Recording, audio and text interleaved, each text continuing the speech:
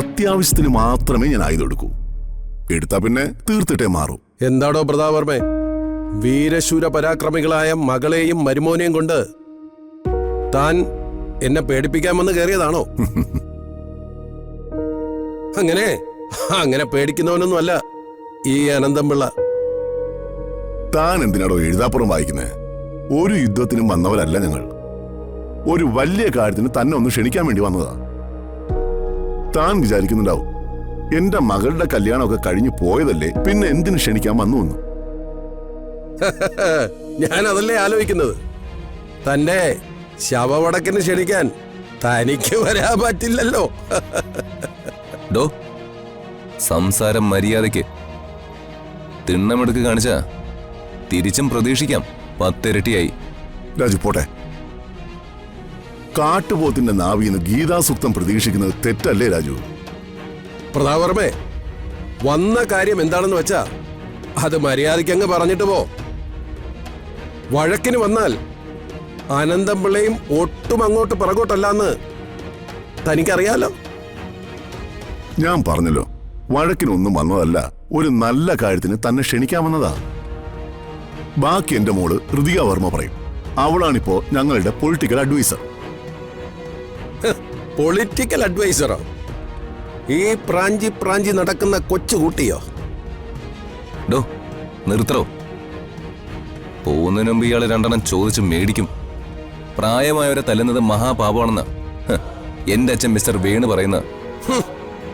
ഋതു, പറയാനുള്ളത് അയാളോട് പറയേ, നമുക്ക് പോവാം.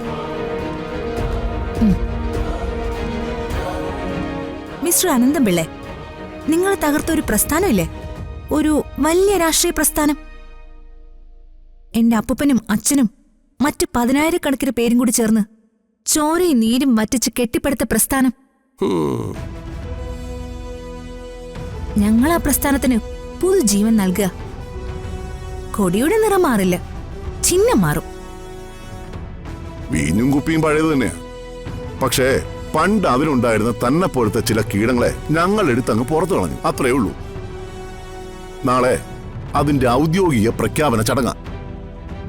അപ്പോ തന്റെ സാന്നിധ്യം ഞാൻ പ്രതീക്ഷിക്കുന്നു. വരുന്ന തെരഞ്ഞെടുപ്പിൽ ഞങ്ങളുടെ പാർട്ടി നേതൃത്വം കൊടുക്കുന്ന മുന്നണിയായിരിക്കും തന്റെ പ്രധാന എതിരാളി. ചാനലുകളിൽ വന്നിരുന്ന് എന്റെ അച്ഛനെ അപമാനിച്ചതിനും ചീത്ത പറഞ്ഞതിനുള്ള മറുപടിയാ ഈ തെരഞ്ഞെടുപ്പ്. താൻ സർവ്വസന്നാഹങ്ങളുമായി കാത്തിരുന്നോ ഇലക്ഷനെ നേരിടാൻ? അനന്തംപിള്ള ഇലക്ഷനെ നേരിട്ടാൽ അതിലേ വിജയം കണ്ടേ മടങ്ങൂ. താൻ ഇലക്ഷനെ നേരിടുന്നത് എങ്ങനെയാണെന്ന് തിരിച്ചറിയാൻ എനിക്ക് പാഴൂർ പടിപ്പുരയിലൊന്നും പോകേണ്ട കാര്യമില്ല. താൻ ആരാണെന്നും താൻ എന്തൊക്കെ ചെയ്യുമെന്നും എനിക്ക് കൃത്യമായിട്ട് അറിയാം.